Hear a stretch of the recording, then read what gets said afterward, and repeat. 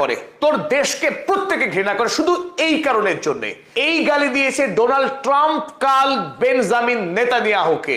লেবাননের উপরে ধারাবাহিক আক্রমণের মাত্রাকে যখন বাড়িয়ে দিয়েছে গণহত্যাকারী প্রধানমন্ত্রী বেঞ্জামিন নেতানিয়াহু, আর তারপরেই গর্জে উঠেছে ইরান। একদিকে বিদেশ মন্ত্রী সৈয়দ আব্বাস আরাগচি, অন্যদিকে ইরানের পার্লামেন্টের স্পিকার মোহাম্মদ বাকের গালিবাফ, তারা দুজনেই বলেছেন এনাফ ইজ এনাফ। ইসরায়েল যদি তার আগ্রাসনকে না থামায় তাহলে ইরান অবিলম্বে ইসরায়েলের বিরুদ্ধে যুদ্ধ শুরু করবে এবং আমেরিকার সঙ্গে সমস্ত রকম কূটনৈতিক আলোচনাকে বন্ধ করবে। আর এরপরে ভ্যাম্পায়ার ডোনাল্ড ট্রাম্প তিনি নড়ে চড়ে বসেন এবং গতকাল অর্থাৎ 1 জুন তিনি সরাসরি ফোন করেন ইসরায়েলের এই গণহত্যাকারী প্রধানমন্ত্রী বেঞ্জামিন নেতানিয়াহুকে এবং ফোনে অকথ্য গালাগাল করেন, যে গাল সভ্য সমাজের মানুষ মুখে উচ্চারণ করতেও দ্বিতীয়বার ভাববে। গতকাল অর্থাৎ 1 জুন বিশ্ব রাজনীতিতে কিছু তাৎপর্যপূর্ণ ঘটনা ঘটে যায়। একদিকে যখন ইসরায়েলের গণহত্যাকারী প্রধানমন্ত্রী বেঞ্জামিন নেতানিয়াহু লেবাননের রাজধানী বেইরুটের দক্ষিণ অঞ্চলকে আক্রমণ করার অনুমতি দিয়ে দেয় আনুষ্ঠানিকভাবে আইডিএফ সেনাকে, তার অব্যবহিত পরেই গর্জে ওঠেন ইরানের 2 সাহসী নেতা। ইরানের পক্ষে ইসরায়েল এবং আমেরিকার উদ্দেশ্যে তিনটি সতর্কবার্তা জারি করা হয়। চলুন দেখে নিই সেই সতর্কবার্তাগুলো। প্রথমেই ইরানের পক্ষে জানানো হয়, Iran threaten to launch full fledged attack on Israel. আর কোনোভাবেই অপেক্ষা করা হবে না, ইসরায়েলের উপরে আক্রমণ শুরু করা হবে, সেই কথাই জানানো হয় ইরানের পক্ষে। দ্বিতীয়ত, তাৎপর্যপূর্ণভাবে একদিকে যেমন বর্বর ইসরায়েলি সেনারা বেইরুট শহরের দক্ষিণ অঞ্চলকে মুক্ত করতে নির্দেশ দেয়, কারণ সেখানে আকাশ থেকে এবার উপর্যুপুরি বোমা নিক্ষেপ করবে আইডিএফ সেনা, সে কথা জানানো হয় লেবাননের সরকারকে। তার জবাব হিসাবে ইরানের পক্ষে ইসরায়েলকে জানানো হয় উত্তর ইসরায়েলে যে সমস্ত ইহুদি কলোনি রয়েছে সেই সমস্ত ইহুদি কলোনি খালি করতে হবে, কারণ সেখানে এবার ইরান মিসাইল বর্ষণ শুরু করতে যাচ্ছে। Iran issued evacuation order in Northern Israel. গোটা নর্দার্ন ইসরায়েল জুড়ে যে সমস্ত স্থাপনা রয়েছে এবং জনবসতি রয়েছে সেই সমস্ত অঞ্চলকে অবিলম্বে ফাঁকা করার নির্দেশ দিয়ে দেয় ইরান।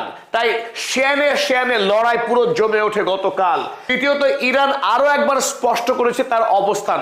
আমেরিকার সঙ্গে শান্তি চুক্তি করতে ইরান যে আদৌ মরিয়া নয়, বরং আমেরিকার বিরুদ্ধে যুদ্ধ করতে সদা প্রস্তুত, সেই কথাই গতকাল দৃঢ়তার সঙ্গে জানিয়েছে ইরান।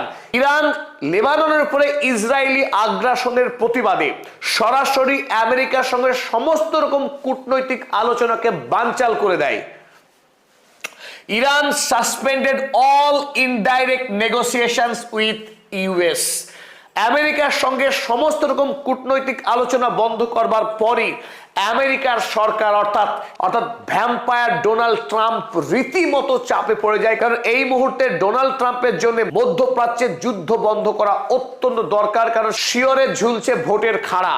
তাই আগামীতে আমেরিকা যুক্তরাষ্ট্রে যে নির্বাচন হতে যাচ্ছে নভেম্বর মাসে, তার আগে গোটা দেশ জুড়ে যেভাবে দ্রব্যমূল্য বৃদ্ধি পাচ্ছে এবং আমেরিকাতে রিপাবলিকান দলের অভ্যন্তরেই ডোনাল্ড ট্রাম্পের বিরুদ্ধে একটি নতুন শাখা রাজনৈতিক সংগঠন সক্রিয় হয়ে উঠছে, তাতে ডোনাল্ড ট্রাম্পের আগামীতে মধ্যপ্রাচ্যের যুদ্ধ বন্ধ করা ছাড়া কোনো গত্যন্তর নেই।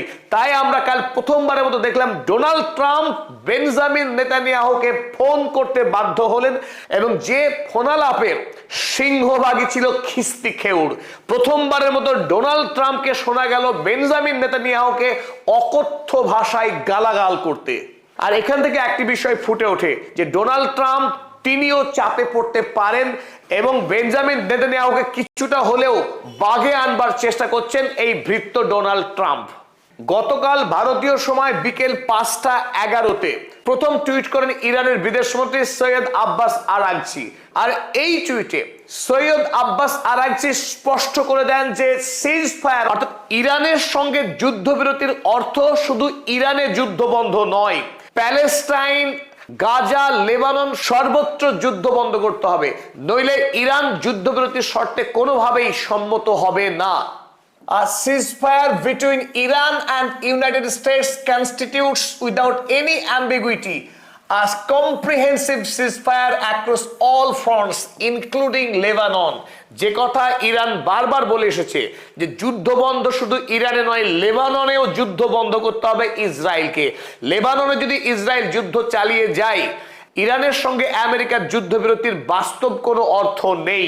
আর এই কথাকেই আরো এক ধাপ এগিয়ে ইরানের পার্লামেন্টের স্পিকার মোহাম্মদ বাকের গালিবাফ তিনি লেবাননের প্রেসিডেন্টকে ফোন করে গতকাল সরাসরি ভ্রাতৃত্ব ব্যক্ত করেন এবং তিনি জানান ইরান ইসরায়েলের উপরে নতুন করে আক্রমণ শুরু করতে প্রস্তুত আছে।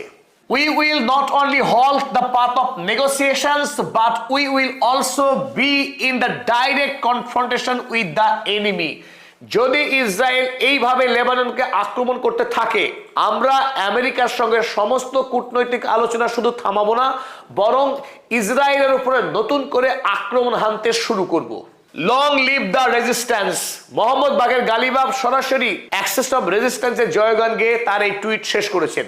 তারপরেই ইরানের সামরিক সদর দপ্তর খাতামাল আম্বিয়ার পক্ষ থেকে এই একই সতর্কবার্তা প্রকাশ করা হয় আনুষ্ঠানিকভাবে, যে ইরানের অবস্থান কি সেই অবস্থান ব্যক্ত করা হয়।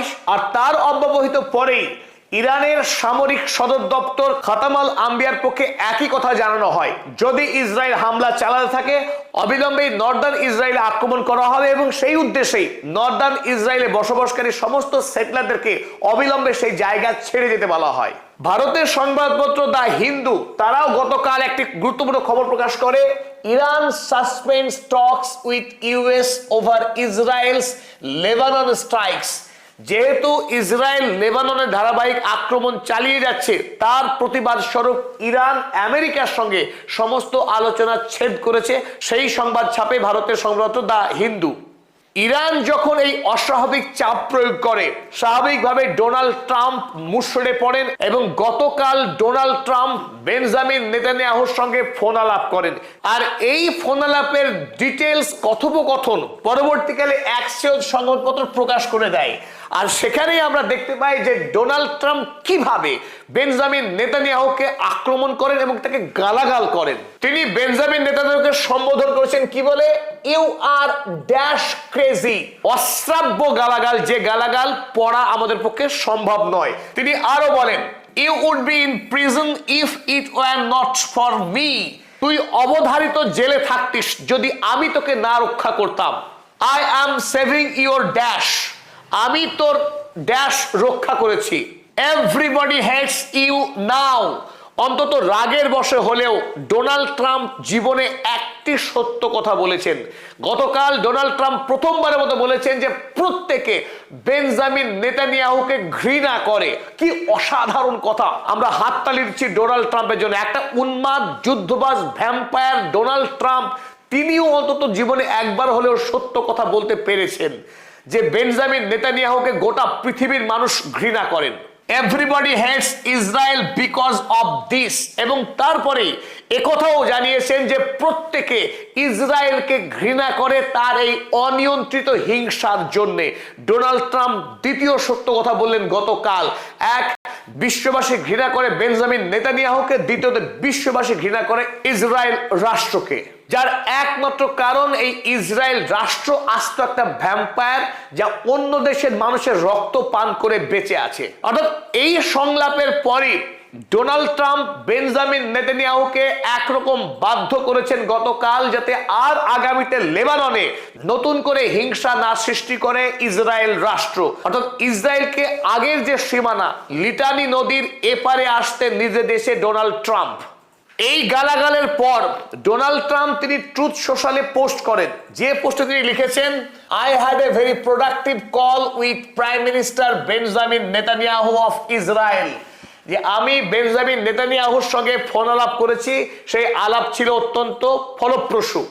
And there will be no troops going to Beirut. Donald Trump ঘোষণা করতে বাধ্য হন যে ইসরায়েলি সেনারা আর লেবাননের